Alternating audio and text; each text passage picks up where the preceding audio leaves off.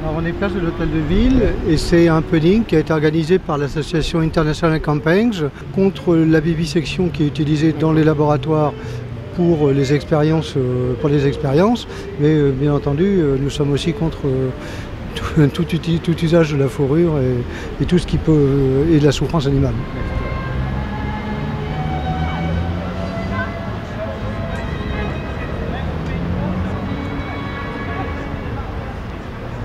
Nous sommes là donc 4 ans après le démarrage de cette marche européenne contre l'expérimentation animale, en réaction au passage à l'adoption de la directive 2010 européenne sur l'encadrement des expériences sur les animaux dans les laboratoires.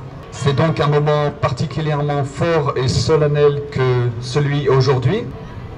L'expérimentation animale est une véritable industrie qui fait vivre beaucoup de monde, notamment des élevages. Si bien qu'il faut savoir que pour un animal qui finira protocolisé, comme on dit, c'est-à-dire qui finira sa misérable existence dans un laboratoire, il y a au minimum 2 autres animaux qui sont sacrifiés essentiellement en amont. Pour dire stop aux animaux dans les labos, partout sur la Terre.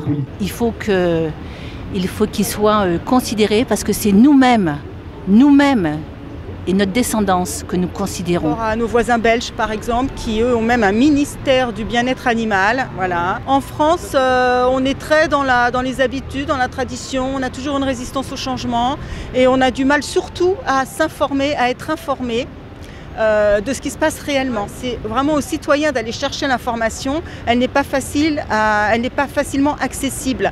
Or, il se trouve que les gens, quand ils voient les images, quand ils prennent conscience des choses, ils changent leur façon de consommer. Je trouve inadmissible à l'heure actuelle où nous avons beaucoup d'alternatives à l'expérimentation animale, de voir cette pratique obsolète continuer d'être utilisée. Et effectivement, c'est vrai que souvent les réactions sont virulentes. Et là, il faut essayer de se calmer, de tempérer le discours et juste de dire mais ça coûte rien de juste regarder sur Internet par exemple ce qui se passe. Disons que je pars du principe que certaines personnes ont besoin plus de l'exemple que de discours et d'argumentaires, de voir vraiment une personne dans leurs proches qui depuis des années vit d'une certaine manière et à force ça va seulement commencer à les faire réfléchir et à se dire tiens, peut-être qu'elle a raison en fait. Mais de toute façon, imposer, ça ne sert jamais à rien. Ce qu'il faut, c'est faire le cheminement de prise de conscience pour montrer l'utilité de tel choix de consommation, de tel autre choix de consommation, y compris sur les médicaments, sur les cosmétiques, etc. Je suis végane. Je suis en parfaite santé, que je n'ai pas coupé les ponts avec mes vieux amis ou avec ma famille, que je ne suis pas embrigadée dans je ne sais quelle idéologie, que tout est normal tout simplement, donc du coup voilà. Par exemple, si tout le monde mangeait de la viande comme on en mange actuellement, il faudrait 7 planètes pour cultiver... Oui, ça c'est plus possible. Donc, je dis pas que tout le monde doit arrêter de manger de la viande, mais en tout cas ce qui est certain, c'est qu'on ne peut pas en manger comme ça autant à l'échelle mondiale, c'est impossible. Bien, ça peut paraître banal, anodin, c'est juste de la consommation et pourtant derrière, c'est la satisfaction de ne plus participer à une cruauté. Après tout, si on arrivait à respecter l'animal, à le laisser vivre dans des conditions normales, à être tué sans cruauté, dans la conscience que c'est un être sensible, bon, à la limite, pourquoi pas. Le problème qu'on a souvent, c'est que les gens pensent que les personnes qui se battent pour la protection animale préfèrent les animaux non humains aux humains.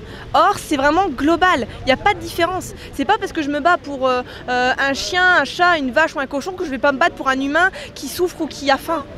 Nous sommes des animaux, donc tuer pour se nourrir, oui, mais tuer sans industrie, sans la façon dont c'est fait. Les élevages, la torture, castrer à vif des porcelets, leur arracher les dents, les élever, parce que le terme élevage en plus c'est très mal approprié, dans des stalles métalliques, séparer tout de suite les mères de leurs petits, et puis après la chaîne à l'abattoir où les cochons meurent d'une crise cardiaque avant d'être abattus parce qu'ils ont conscience de ce qui leur arrive, ils voient leurs congénères, etc.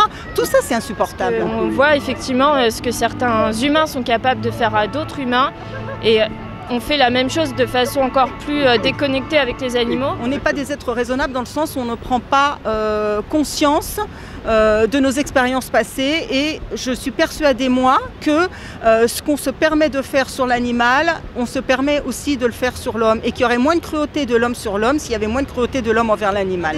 Tant qu'il y aura des abattoirs, il y aura des champs de bataille, hein, disait Tolstoï. Hein. Nous sommes des êtres vivant sur une belle planète et aimons-la et aimons-nous.